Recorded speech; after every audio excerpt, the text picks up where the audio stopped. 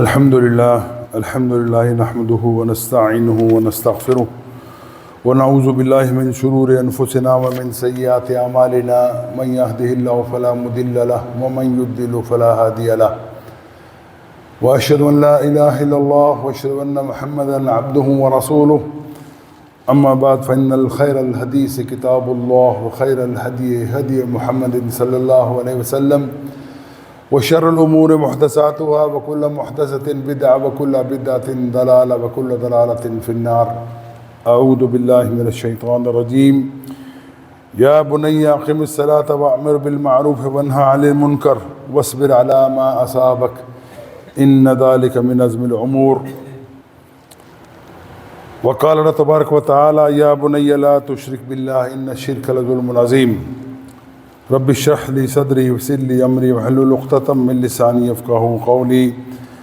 اللهم ارنا الحق حقا وارزقنا اتباعه وارنا الباطل باطلا وارزقنا اجتنابه.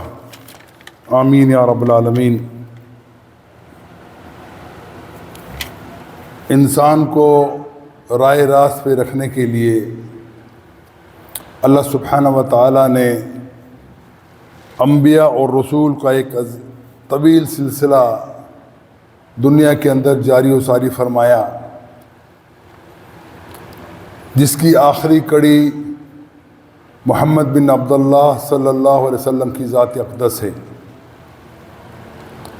اور ساتھ کیونکہ یہ نبوت قیامت تک کے لیے ہے، اللہ کے رسول محمد بن عبداللہ صلی اللہ علیہ وسلم کے بعد کسی نبی اور رسول نے نہیں آنا، وحی کا دروازہ ہمیشہ ہمیشہ کے لیے بند ہو چکا، اور انسانیت کی فلاح کے لیے، انسانیت کی تعلیم کے لیے ایک تو وہ ابدی رسول اللہ صلی اللہ علیہ وسلم کی تعلیمات ہیں جو کہ محفوظ کر دی گئی ہیں، اور اس کے ساتھ ساتھ اللہ سبحانہ و تعالیٰ نے اپنے آخری کتاب قرآن کی شکل کے اندر تمام نوع انسانیت کے لیے نازل فرمائی ہے۔ اس قرآن کے اندر اللہ سبحانہ و تعالیٰ نے ایسی ابدی حقیقتیں بیان کی ہیں کہ جن سے فائدہ قیامت تک کے ہر قسم کے لوگ حاصل کر سکتے ہیں۔ یہ قرآن وہ ہے جس میں عام آدمی کی ہدایت کے لیے بھرپور سامان موجود ہے۔ جو لوگ ذہین اور فتین ہیں، دنیاوی علوم کے اوپر دسترخت رکھتے ہیں، بڑے بڑے علوم کے ماہر ہیں، وہ بھی اگر غور کریں تو وہ بھی کبھی تشنا نہ رہیں گے۔ یقیناً ان کے لیے بھی علم کا ایک بھرپور خزانہ قرآن کی صورت میں نازل فرمایا گیا ہے، اور اس کے بارے میں بھی قرآن کہتا ہے کہ قرآن سے فائدہ حاصل کرنے کے لیے ہر شخص اپنی ذہنی صلاحیت کے مطابق استفادہ حاصل کر سکتا ہے۔ یقیناً قرآن کے اندر سب سے بڑی بات، سب سے بڑی دعوت جو تقریباً 3/4 قرآن کے اوپر محیط ہے، وہ توحید باری تعالی ہے۔ اللہ سبحانہ و تعالی کلام پاک کے اندر بار بار تذکرہ فرماتے ہیں کہ اے لوگو، اگر تم چاہتے ہو کہ دنیا اور آخرت کی بھلائی تمہارا مقدر بن جائے، اگر تم چاہتے ہو کہ قیامت والے دن کامیابی کا تاج تمہارے سر پہ رکھ دیا جائے، تو اس کے لیے بنیادی شرط یہی ہے کہ تم اللہ تعالیٰ کے ساتھ اپنے تعلق کو ایسے جوڑو کہ اللہ کے مقابلے میں کسی کو شریک نہ بناؤ۔ اللہ سبحانہ و تعالیٰ کی دعوت، اللہ تعالیٰ کی اسماء و صفات کے بارے میں آگاہی حاصل کرو، تمہارے دل میں اللہ کے علاوہ کسی کا خوف نہ ہو، تمہارے دل میں اللہ کے علاوہ کسی کا ڈر نہ ہو۔ یہی بات آدم علیہ السلام سے لے کر آخری نبی محمد علیہ السلام تک ہر نبی نے شد و مد کے ساتھ ان کی دعوت کا بنیادی نقطہ بھی یہی رہا ہے کہ اے لوگو اللہ کی عبادت کے لیے اپنے آپ کو تیار کر لو، اللہ ہی تمہارا معبود ہے، اللہ ہی تمہارا رازق ہے، اللہ ہی تمہارا خالق ہے، اللہ ہی تمہارا مالک ہے۔ تمام کائنات اگر مل کے تمہیں فائدہ پہنچانا چاہے تو وہ فائدہ پہنچا نہیں سکتے جب تک اللہ نہ چاہے۔ تمام کائنات اگر مل کے تمہیں نقصان پہنچانا چاہے، تم بروسر و سرحمانی کے اندر ہو، تمہارے پاس وسائل نہ ہو، قوت نہ ہو، طاقت نہ ہو، تمہیں کوئی نقصان نہیں پہنچا سکتا جب تک اللہ نہ چاہے۔ لیکن اللہ سبحانہ و تعالیٰ کا کلیہ قاعدہ ہے کہ جس کام کے لیے امت مسلمہ کو مبعوث فرمایا گیا ہے، اللہ کے رسول کو بھیجا گیا ہے، وہ اگر کام کرو گے، ان شرائط کے مطابق کرو گے جس کا اللہ سبحانہ و تعالیٰ نے ذکر کیا ہے اور اللہ کے رسول صلی اللہ علیہ وسلم نے ہمیں آگاہی فرمائی ہے، اگر وہ کرتے رہو گے دنیا کے اندر عظمت و عزت تمہارا مقدر بن جائے گی، اور اگر اسے تم روگردانی کرو گے تو دنیا کے اندر ذلیل اور پست ہو کر رہ جاؤ گے۔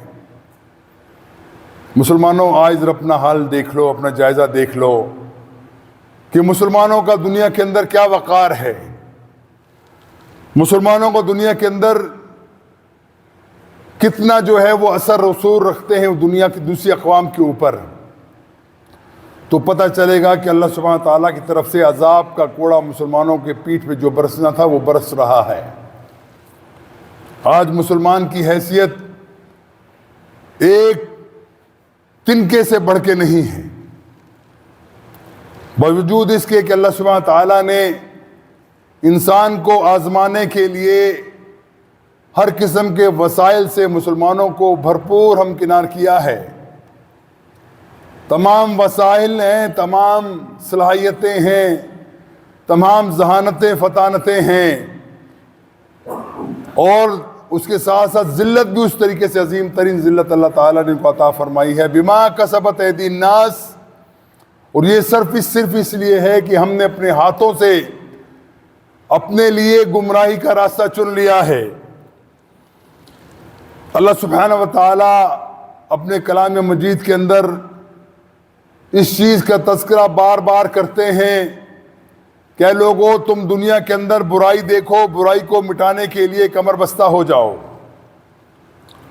اور یہی بات اللہ سبحانہ و تعالیٰ اپنے قرآن کے اندر نقل فرماتے ہیں، جس کے اندر لقمان اپنے بیٹے کو نصیحت کرتے ہوئے کہتے ہیں کہ اے میرے بیٹے، یا بنیا اقم الصلاۃ، میرے چھوٹے سے بچے نماز قائم کر، وَأَمِرْ بِالْمَعْرُوفِ، اور نیکی کا حکم دے، وَنَهِيَ عَنِ الْمُنْكَرِ، اور برائی سے روک، وَاصْبِرْ عَلَى مَا أَصَابَكَ إِنَّ ذَلِكَ مِنْ عَزْمِ الْأُمُورِ، نماز قائم کر، اچھائی کا حکم دے، برائی سے روک، اور جب تو یہ بات کرے گا، لوگوں کو برائی سے روکے گا، تمہارے اوپر مصیبت آئے گی، وَاصْبِرْ عَلَى مَا أَصَابَكَ، اس موقع کے اوپر صبر اختیار کر، صبر کا صابرین میں سے بن جا۔ اور یقیناً یہ بڑے عزم والے لوگوں کا کام ہے، بڑی ہمت لوگوں والوں کا کام ہے۔ اور اس کے بعد اللہ سبحانہ تعالیٰ نے ایک اور بات بھی ساتھ ساتھ لقمان کے منہ سے یہ کہلوائی کہ یا بنیا لا تشرک باللہ، اے میرے چھوٹے سے بچے اللہ کے ساتھ شرک نہ کر، ان الشرک لظلم عظیم، یقیناً شرک بہت بڑا ظلم ہے، تعدی ہے، جسارت ہے، بغاوت ہے اللہ تعالیٰ کے احکامات کے خلاف، کہ تو ظلم سے باز آ جا اور شرک سے باز آ جا۔ اور یاد رکھیے کہ دنیا کے اندر سب سے بڑا امر معروف کا جو شخصانہ ہماری نظر سامنے آتا ہے وہ اللہ سبحانہ و تعالیٰ کی توحید کا اقرار ہے۔ سب سے عظیم بات، سب سے نیک بات، سب سے عظمت والی بات وہ اللہ کی توحید کا بیان کرنا ہے۔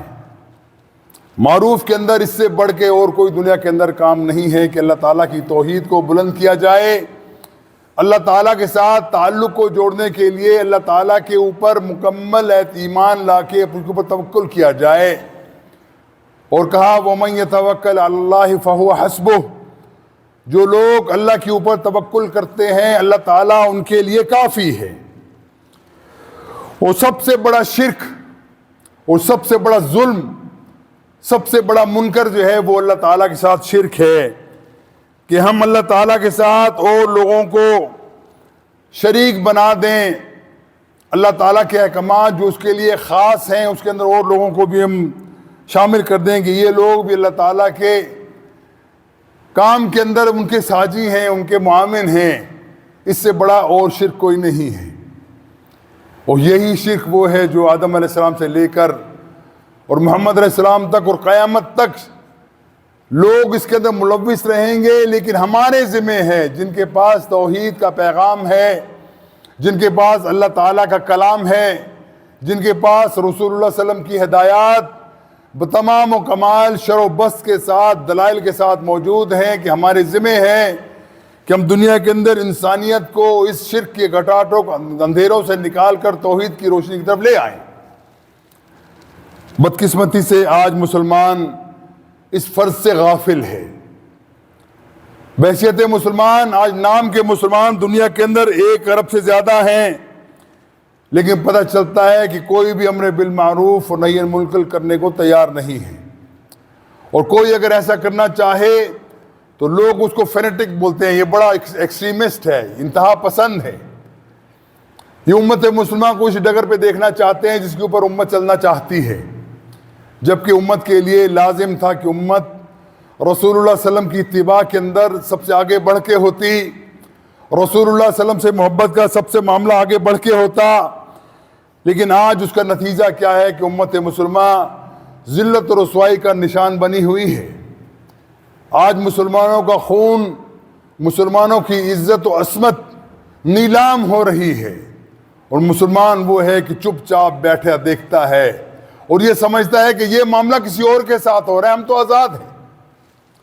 بھائیو، حقیقت یہی ہے کہ اللہ تعالیٰ نے جس اس عظیم حکم کا ہمیں امر کیا ہے کہ تم لوگوں کے ساتھ ان کو عدل پہ قائم کرنے کے لیے محنت کرو، ان کو تلقین کرو، اچھائی کی بات بتاؤ، برائی سے روکو، اس کے نتیجے میں کیا ہوتا ہے کہ اللہ تعالیٰ کی رحمتیں نازل ہوتی ہیں، اللہ تعالیٰ کی مدد آتی ہے، اور دنیا کے اندر اللہ تعالیٰ کا کلمہ سربلند ہوتا ہے۔ یاد رکھ لیجئے کہ قرآن کے اندر جس جگہ بھی امر بالمعروف آیا ہے، یعنی نیکی کا حکم دینے کا تذکرہ آیا ہے، ساتھ ہی نہی عن المنکر آیا ہے، برائی سے روکنے کا بھی اس وقت تذکرہ ساتھ ساتھ آیا ہے۔ اور حقیقت یہ ہے کہ جب تک ہم نیکی کو نہیں سمجھتے، جب تک ہم برائی کی صحیح تشخیص نہیں کر پاتے، ہمیں سمجھ نہیں آتی کہ ہمیں کس طرف چلنا ہے۔ یقیناً مسلمان اس عظیم فرض منصبی سے اپنے آپ کو مبرہ کیے ہوئے ہے، علیحدہ کیے ہوئے ہے۔ ہم سمجھتے ہیں کہ شاید ہم نے صرف کلمہ پڑھ لیا، ہمارے لیے یہی کافی ہے۔ یقیناً کلمے کی عظمت سے کوئی انکار نہیں، لیکن کلمے کی جزیات کیا ہیں، کلیات کیا ہیں، کلمہ کسی چیز کا تقاضا کرتا ہے، اس کے بارے میں ہمیں فکر نہیں، ہمیں سوچ نہیں، ہم سمجھتے نہیں کہ اس کے بارے میں ہمیں کیا کرنا چاہیے۔ اور یاد رکھو، آج دنیا کے اندر ایک بہت بڑی تعداد مسلمانوں کی ایسی ہے جو اپنے تئیں کوشش کرتے ہیں کہ ہم اچھی بات بتائیں، لوگوں کو بتائیں، لیکن وہ بات کیا ہے کہ وہ بات لوگوں کو بتاتے ہوئے اپنے آپ کو بھول جاتے ہیں۔ اور اسی کے بارے میں اللہ سبحانہ تعالیٰ قرآن کے اندر ارشاد فرماتا ہے، أَتَأْمُرُونَ النَّاسَ بِالْبِرِّ وَتَنْسَوْنَ أَنفُسَكُمْ، اے لوگوں، تمہارا حال ایسا تو نہیں کہ لوگوں کو تم نیکی کا حکم دیتے ہو، اپنے آپ کو بھول جاتے ہو، وَأَنْتُمْ تَتْلُونَ الْكِتَابَ، اور تم اللہ کی کتاب کا تلاوت بھی کرتے ہو، أَفَلَا تَعْقِلُونَ، لیکن تمہارے پاس عقل نہیں ہے۔ اصل معاملہ کہاں ہے کہ ہر بندہ اپنے جسم کے اوپر اللہ تعالیٰ کے قوانین کو نافذ کرنے کے لیے ہمہ وقت ہمہ جہت ہر طریقے سے تیار رہے، اس کے بعد اس دعوت کو دوسروں تک پھیلائے۔ اور آج ہمارا معاملہ مسجد کو ممبر و محراب سے بھی یہ معاملہ ہمیں ویسا ہی نظر آتا ہے کہ بات کرنے کو بڑی اچھی بات کی جاتی ہے، بڑی اچھی دلائل سے بات کی جاتی ہے، لیکن اپنے آپ کو بھلا دیا جاتا ہے۔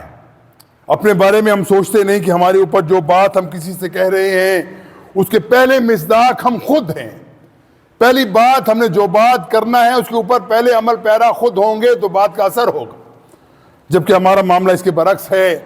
آج امت مسلمہ جس عذاب کے اندر دھسی ہوئی ہے، جس طریقے سے وہ قوتیں، وہ قومیں جن کو اللہ تعالیٰ نے ذلیل قرار دیا ہے، اور قرآن کہتا ہے کہ یہ لوگ پست لوگ ہیں، یہ لوگ گھٹیا لوگ ہیں، ان لوگوں نے اللہ تعالیٰ کے نبیوں اور رسولوں کے ساتھ زیادتیاں کی ہیں، نبی اور رسولوں کے ساتھ توہین کا معاملہ کیا ہے، ان کی قتل و غارت کا بازار گرم کیا ہے۔ یہود و نصارہ کا تذکرہ فرمایا کہ یہ لوگ انسانوں سے بھی گرے ہوئے ہیں، اور آج دیکھ لو مسلمان ان کو اپنا آقا سمجھتے ہیں، جو اللہ کے دشمن ہیں، اللہ کے دین کے دشمن ہیں، مسلمانوں کے دشمن ہیں، لیکن ہم سمجھتے ہیں شاید ہماری برائی، ہماری حقانیت یہی ہے کہ ہم ان کی بات مانتے چلے جائیں۔ اور حال کیا ہے کہ اس وقت دنیا کے اندر مسلمانوں کا 1 انچ زمین کے اوپر اپنا نظام قائم نہیں ہے۔ کہیں بھی اللہ تعالیٰ کا وہ نظام جو قرآن کے اندر نازل ہوا، قرآن کے اندر محفوظ ہے، رسول اکرم صلی اللہ علیہ وسلم کی زندگی سے منسوب ہے، کہیں موجود نہیں۔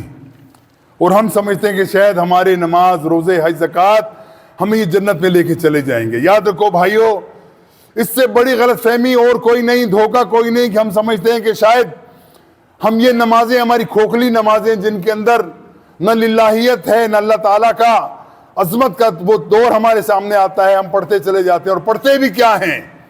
صبح شام ایک رسم ہمارے ساتھ رہ گئی رسم ازاں روح بلالی نہ رہی، فلسفہ رہ گیا تلقین غزالی نہ رہی، وہی ہمارے مصداق ہے۔ نماز پڑھنے والا بھی وہ نماز یہی نہیں پڑھ کے سمجھتا کہ میں نے اپنی زندگی کو اللہ سبحانہ تعالیٰ کے سپرد کر دیا ہے، میری زندگی کا ایک ایک مقصد، ایک ایک امر وہ اللہ کی رضا کے لیے میں کر رہا ہوں۔ یہ چیز اگر اس کے ذہن کے اندر محو ہو جائے تو یہ صرف رسومات بن کے رہ جاتی ہیں، ان کا حقیقت سے تعلق نہیں ہوتا۔ اور اس سے بھی بڑی بات یہ ہے کہ ہم جب اللہ تعالیٰ کے بارے میں ہم سمجھتے ہیں کہ اللہ تعالیٰ ہمارے اوپر رحم کرے گا، اللہ سے دعائیں مانگتے ہیں، دعائیں قبول نہیں ہوتی۔ وجہ کیا ہے؟ ہمارے اپنا مزاج ایسا ہے، ہمارا طرز عمل ایسا ہے کہ ہم اللہ تعالیٰ کے احکامات کے مخالفت میں چلنے میں خوشی محسوس کرتے ہیں۔ اللہ تعالیٰ کی بات ماننے میں ہمارا بھیجتا ہے، ہمارے دل کے اندر تنگی پیدا ہوتی ہے۔ اور یہی فرمایا اللہ سبحانہ تعالیٰ نے غالباً سورہ قیامہ میں ارشاد فرمایا، نہ سورہ صف کے اندر اللہ تعالیٰ فرماتے ہیں یا ایھا الذین آمنوا لما تقولون ما لا تفعلون، اے ایمان کا دعویٰ کرنے والو تم وہ بات کیوں کہتے ہو جس کے اوپر عمل پیرا نہیں ہوتے۔ کبر مقتا عند اللہ، اللہ تعالیٰ کے غصے کو بھڑکا دینے والی یہ بات ہے۔ ان تقولوا ما لا تفعلون، تم ایسی بات کہو جس کے اوپر خوب عمل پیرا نہیں ہوتے۔ یہ اگر فتویٰ لے لیا جائے قرآن کا، ہر مسلمان کے اوپر نصب کیا جائے، پتہ چلے گا کہ ہم خود ہی مجرم ہیں، اپنے ہاتھوں ہم خود ہی جہنم کے گڑھے کی طرف تیزی سے جا رہے ہیں ہم لوگ، اور ہمیں رکنا چاہیے، رک نہیں پا رہے۔ جب بھی فرمایا گیا تھا، کہا ایک بڑے بڑے پیارے بندے نے کہا کہ 1 ٹن واز کرنے سے بہتر ہے کہ 1 تولہ عمل کر کے دکھا دیجئے، اس کا اثر نکلے گا آپ کے سامنے۔ ہمارے یہاں کیا ہے کہ واز بہت زیادہ ہے، پریچنگ بے تحاشا ہے، اور پریکٹسنگ بالکل نہیں ہے یا نہ ہونے کے برابر۔ یہی وجہ ہے کہ آج دنیا کے اندر مسلمانوں کے اوپر پھپتیاں کسی جاتی ہیں کہ یہ کہتے ہیں کہ ہم دنیا کے اندر اللہ تعالیٰ کے دین کے رکھوالے ہیں، یہ کہتے ہیں کہ ہم دنیا کے اندر اللہ تعالیٰ کے احکامات کو دنیا کے اندر نافذ اور عمل کرنے والے لوگ ہیں، لیکن پتہ چلے کہ ان کی زندگی کچھ بھی ان کے پاس موجود نہیں، اور یہ بہت بڑے دھوکے کے اندر مبتلا ہے۔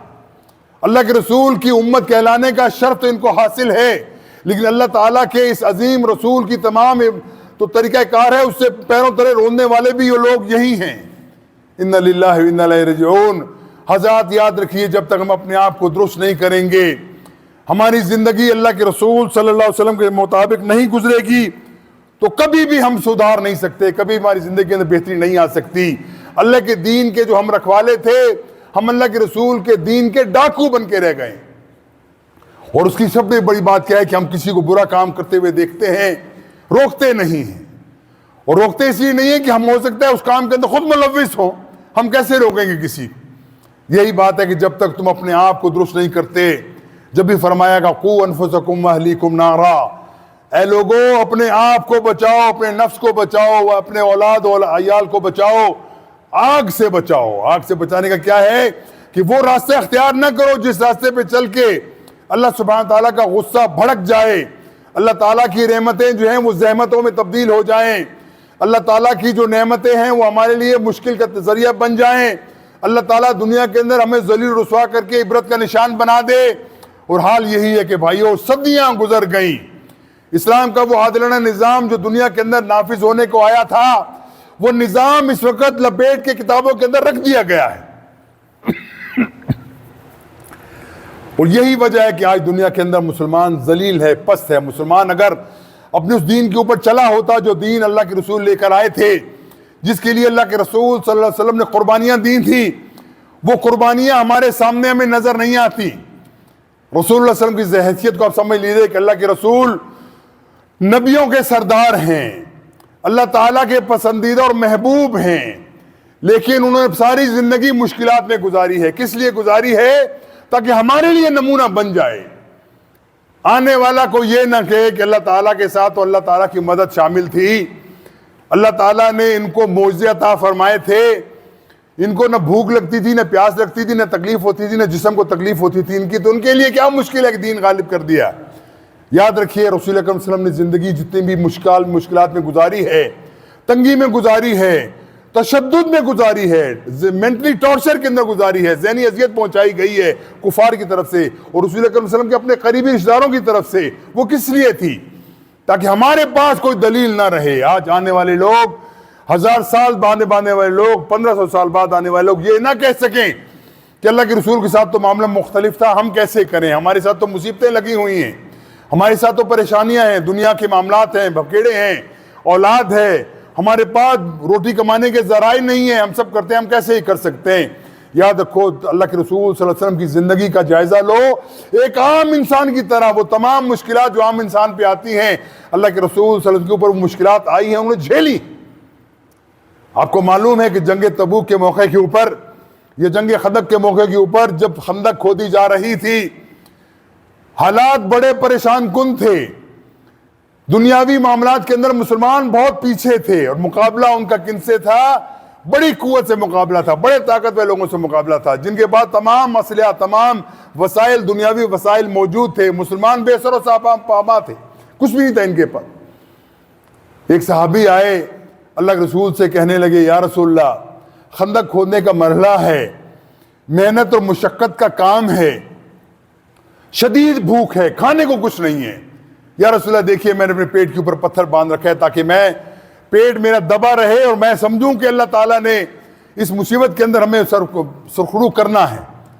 تو رسول اللہ صلی اللہ علیہ وسلم جو ہمارے آقا ہیں، جو ہمارے لیڈر ہیں حقیقت میں مسلمانوں کے، کہنے لگے، اے میرے بھائی، تو پیٹ پہ ایک پتھر باندھے ہیں، میں نے 2 باندھے ہیں، میں بھی تیری طرح ہوں۔ ایسی بات نہیں ہے کہ تو اگر بھوکا ہے تو میرا پیٹ بھرا ہوا ہے، میرا حال بھی وہی۔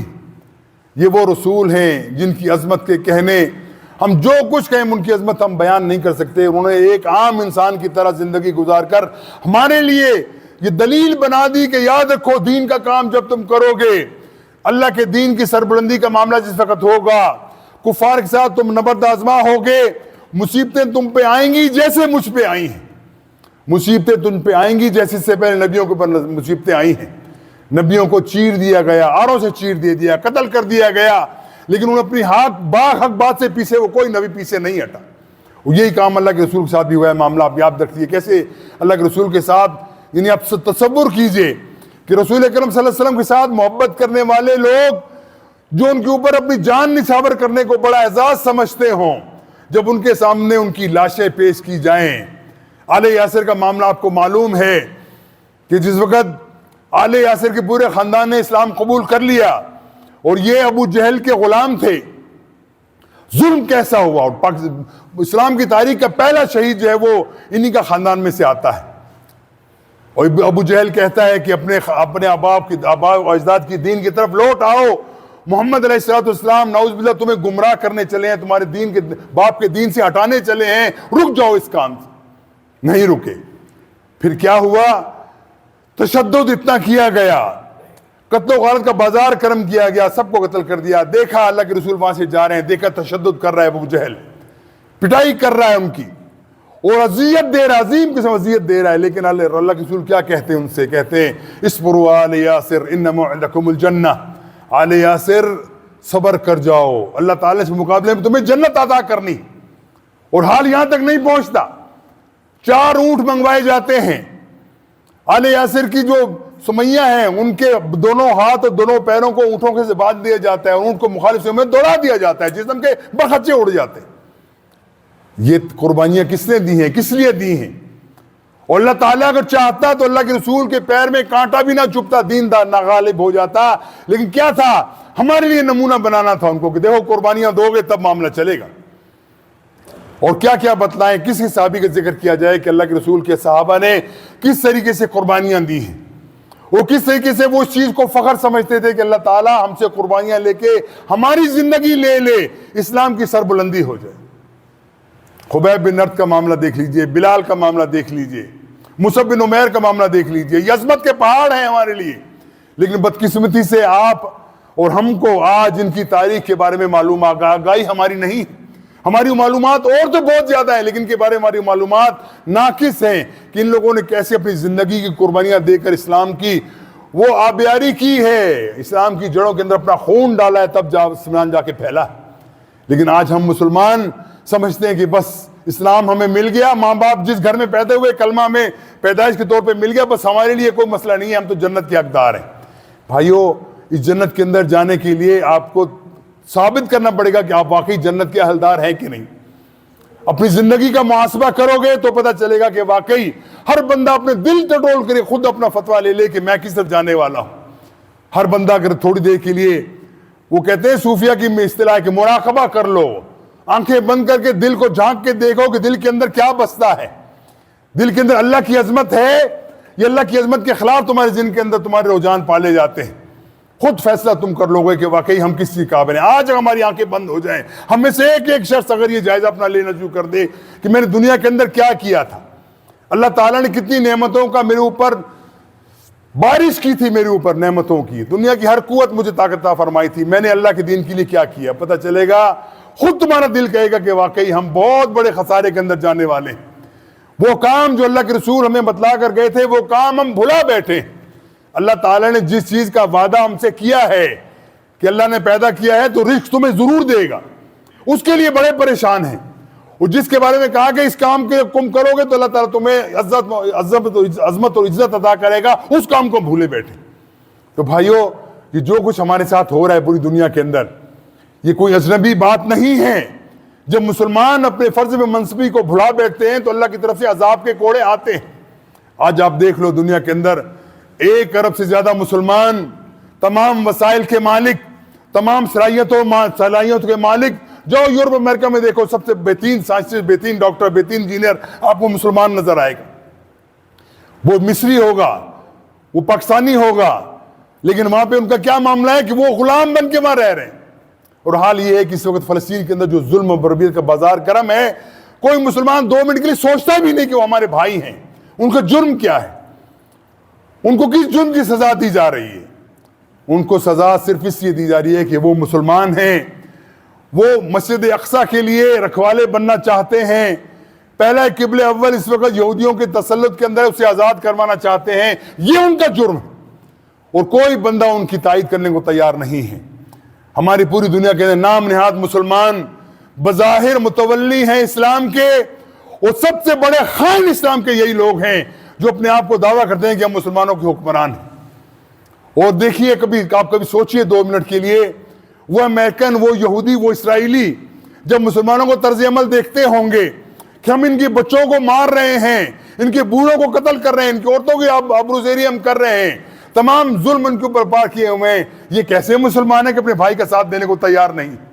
سوچو وہ دل میں کیا سوچتے ہوں گے، تمہاری عزت کیا رکھے گی تمہارے دل میں ان کی عزت ہوگی. تمہارے پاس سب کچھ وسائل ہیں لیکن کوئی کام کرنے کو تم تیار نہیں، کوئی ان کی حمایت میں کرنے کو تیار ہو. یہ بالکل وہی بات ہے جیسے کسی جنگل کے اندر کچھ بیل تھے، آپس میں بڑے تگڑے تھے، اکٹھے رہتے، 4-5 بیل تھے، جب بھی کوئی دشمن حملہ آور ہوتا، کوئی درندہ آتا، یہ سب کو مار کے بھگا دیتے.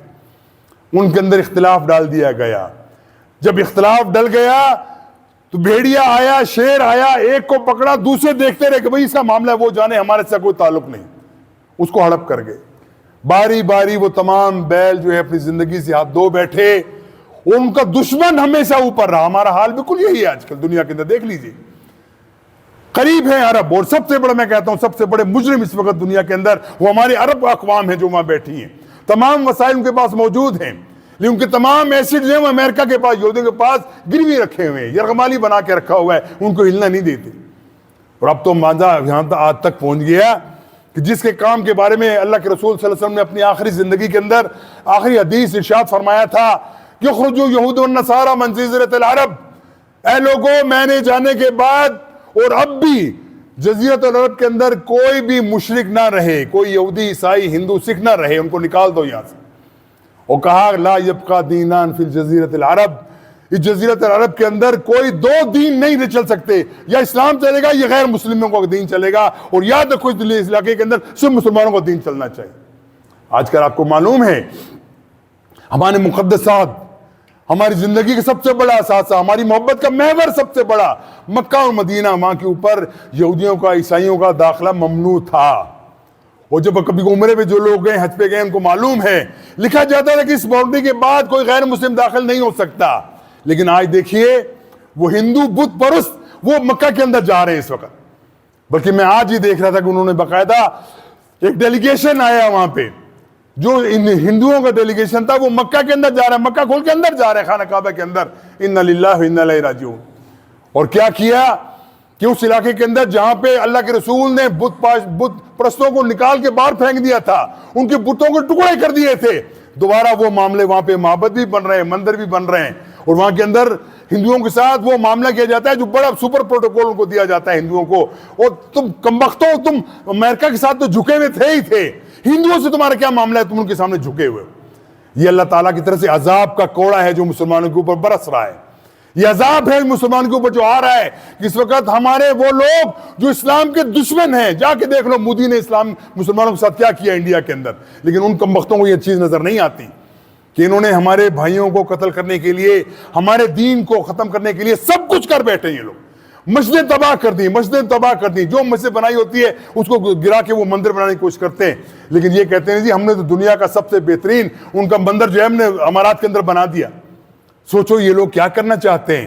جب حالات یہ ہوں گے تو اللہ کا عذاب کیوں نازل نہ ہوگا ان کے اوپر. اور یاد رکھو آخری بات میں بات اپنی ختم کرتا ہوں. اللہ کے رسول فرماتے ہیں کہ قیامت کی نشانیوں میں سے ایک نشانی یہ ہے کہ جس وقت خاص طور عرب وہ اپنے دین سے دور ہو جائیں گے، اور شام کے اندر اور کیا نام یمن کے اندر اللہ تعالیٰ کے دشمنوں کو جگہ دے دی جائے گی، مسلمانوں کے اوپر جگہ تنگ کر دی جائے گی، اللہ کا عذاب تم پہ نازل ہوگا. یہ قومیں تمہارے اوپر چڑھ دوڑیں گی، اور چڑھ دوڑنے کا کیا ہوگا کہ سب سے پہلے عتاب کا نشان جو عبرت کا نشان یہ عرب تمہارے بنیں گے. اور ترمذی کے اندر حدیث اگلے سور فرماتے ہیں کہ ایسا معاملہ ہوگا، قتل و غارت کا بازار ایسا گرم کیا جائے گا، جو آج ان سے ڈرتے ہیں ان کے نیچے لگے ہوئے ہیں، پھر کیا ہوگا یہی ان پہ چڑھ دوڑیں گے، یہی لوگ، یہ یہود و نصارہ چڑھ دوڑیں گے. اور فرمایا ایسا بھی ہوگا کہ ایک پرندہ جو ہے وہ میلوں سفر کرے گا، اڑتا جائے گا، کہیں اس کو اترنے کی جگہ نہیں ملے گی، سب جگہ لاشیں بکھری پڑی ہوں گی. اور حال کیا ہوگا کہ ایک بندے کے اگر 99 بیٹے ہیں تو 99 قتل ہو جائیں گے، ایک بچے گا. لیکن مسلمانوں وہ وقت آنے سے پہلے اپنے آپ کو سدھار کے نہیں لیتے، اللہ کے دین کی طرف تم راغب کیوں نہیں ہو جاتے.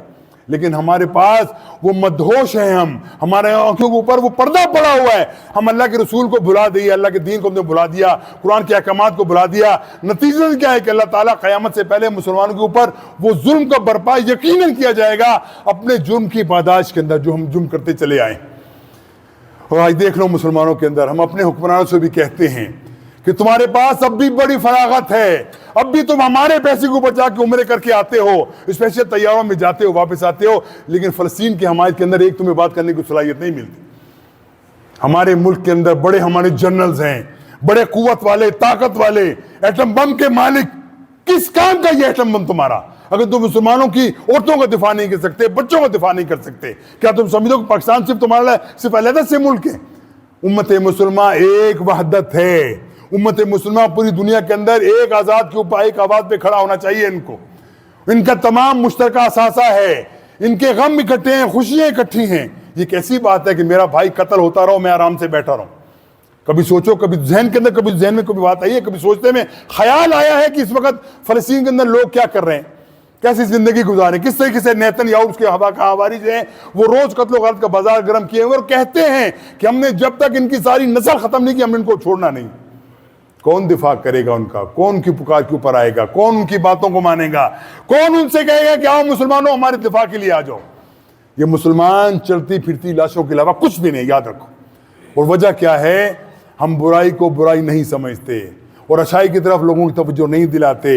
یہی ہمارا نقد جرم ہے جس کے مقابلے کے اندر اللہ تعالیٰ ہمیں اوپر یہ تمام کیے ہیں۔ اور مت بھولو کہ اللہ کا عذاب تمہارے اوپر بھی آنے والا ہے۔ یاد رکھو تمہارے ملک کے اندر وہ حالات پیدا کر دیے گئے اس وقت۔ امریکہ وہ حالات تمہارے دوبارہ پیدا کرنا چاہ رہا ہے کہ افغانستان کے اندر ذلیل ہو کے نکلا ہے، وہاں سے 80 قومیں یہاں سے اپنے سر جھکا کے نکلی ہیں۔ اب کیا کیا کہ ہم تو یہاں سے نکل گئے، ہم تو ناکام ہوئے، اب پاکستانی صاحبوں تم آگے بڑھ کے آؤ، طالبان کے ساتھ معاملہ کرنا ہے، افغانستان کی حکومت کا معاملہ کرنا ہے، تم آگے نکلو، ان کو دہشت گرد قرار دے کے ان کے اوپر حملہ کرو۔ وہ حالات بنا چکے وہ لوگ، وہ اختلاف کی نوعیت پہ ہم پہنچا دیا گیا کہ اس وقت سمجھتے ہیں کہ افغانی ہمارے سب سے بڑے دشمن ہیں، حالانکہ ہمارے سب سے بڑے رکھوالے یہ لوگ تھے۔ میں ٹی ٹی پی کی بات نہیں کر رہا، ٹی ٹی پی تو سب سے بڑے مجرم ہیں، ان کو بھی لانے والے یہی لوگ ہیں، کوئی ہمارے آسمان سے نہیں آئے وہ لوگ، ان کا طالبان سے کوئی تعلق بھی نہیں تھا۔ لیکن کیا کیا کہ تم نے ایسا پلان امریکہ نے کیا کہ تم اس معاملے کے اندر آگے بڑھ کے آؤ اور یہ قوم جو تھوڑی سی آگے نکلی ہوئی ان کو دوبارہ پس کرو، اس کے لیے اسلحہ ہم تمہیں دیں گے۔ ہمارے کیا دیں گے؟ وہ ہماری ہتھیلی پہ تھوکیں گے اور جا کے تم اپنے بھائیوں کو قتل کرو۔ اس کا کیا معاملہ کیا ہوگا بھائی؟ اللہ نہ کرے ایسا ہو، خاکم بدہان، ہمارے منہ میں خاک، ایسی بات ہم سے، لیکن حقیقت یہی ہے۔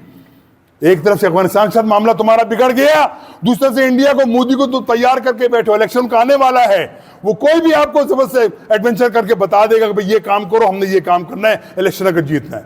بھائیو یہ تمام حقائق ہیں جن سے ہم صرف نظر نہیں کر سکتے۔ حقیقت یہی ہے، یہ تمام وہ چیزیں ہیں جو ہمارے لیے ہمارا دشمن پلان کر چکا ہے کہ جو کام ہم نہیں کر سکے ان مسلمانوں سے کرواؤ، آپس میں لڑاؤ، دونوں طرف سے مسلمان لڑیں، دونوں طرف سے مسلمان مریں اور فائدہ ہمارا حاصل ہے۔ اے لوگو آگاہ ہو جاؤ، اپنے دشمن کو پہچان جاؤ۔ اے لوگو یاد رکھو، جب تو اللہ تعالیٰ کی رسی کو تم چھوڑ دو گے، اللہ تعالیٰ تمہارے اوپر عذاب کے کوڑے نازل کرے گا یقیناً۔ اس سے پہلے کہ وہ انتقام کا معاملہ، اللہ تعالیٰ کی طرف سے وہ معاملہ ہمارے اوپر آ جائے، چھا جائے، ہم مصیبت میں پڑ جائیں، اپنے آپ کو روک لو۔ ہر معاملے، ہر بندہ اپنی ساتھ کے مطابق اس بات کو پہنچائے کہ ہمارے لیے ہماری فوج محترم ہے، لیکن ہم امریکہ کے غلام بننا نہیں چاہتے۔ امریکہ کبھی بھی ہمارا مخلص نہیں رہا، یہودی کبھی بھی ہمارے دوست نہیں رہے۔ ایک طرح سے یہودی اور امریکن کی بات ہوتی ہے، امریکہ کہتا ہے کہ ہم ہر صورت کے اندر یہودیوں کی حمایت سے باز نہیں آ سکتے، انہوں نے اعلاناً کہہ دیا۔ پھر ان کے ساتھ پینگے بڑھانے والوں کو سننا چاہیے کہ ان کا ایمان کہاں ہے، ان کی غیرت کہاں ہے، ان کی حمیت کہاں ہے، وہ کس طرح بیٹھے ہوئے، کس لیے جی رہے ہیں وہ لوگ۔ مسلمانوں کو قتل کروا کے تم سمجھتے ہو کہ تم کامیاب ہو جاؤ گے، دنیا میں بھی ذلیل ہوگے، آخرت میں ذلیل ہوگے۔ اللہ سے دعا ہے کہ اللہ ہمیں دین کو سمجھنے کی توفیق عطا فرمائے۔ اللہ کے دین کے دشمنوں جو پلان ہے، اللہ تعالیٰ ان پلانوں کو ان کے اوپر لوٹا دے، لیکن اس کے لیے جب تک ہم نہیں جاگیں گے معاملہ ہونے والا نہیں ہے۔ وآخر دعوانا الحمدللہ رب العالمین۔ ربنا آتنا فی الدنیا حسنۃ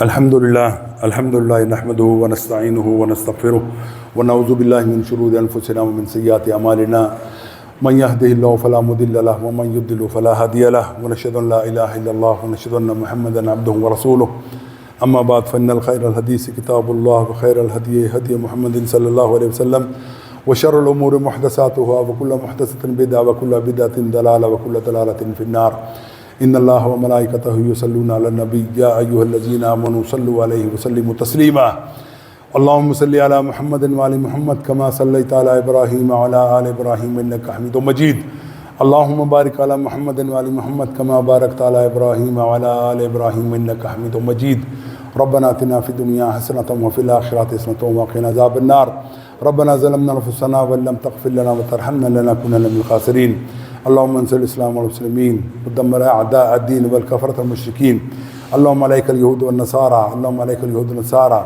اللهم انصر المجاهدين في كل مكان اللهم انصر المجاهدين في فلسطين اللهم ارحمهم اللهم عليك اليهود والنصارى ومن مضاهم وصلى الله تعالى على خير خلقه محمد وآله وصحبه أجمعين برحمتك يا أرحم الراحمين واقم الصلاة يا ربي استغفر الله الذي لا إله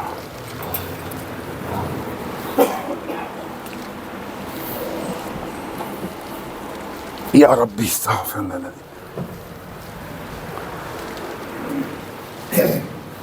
الله أكبر الله أكبر أشهد أن لا إله إلا الله أشهد أن محمدا رسول الله الله. یا ربی صاحب. حي على الصلاة حي على الفلاح قد قامت الصلاة قد قامت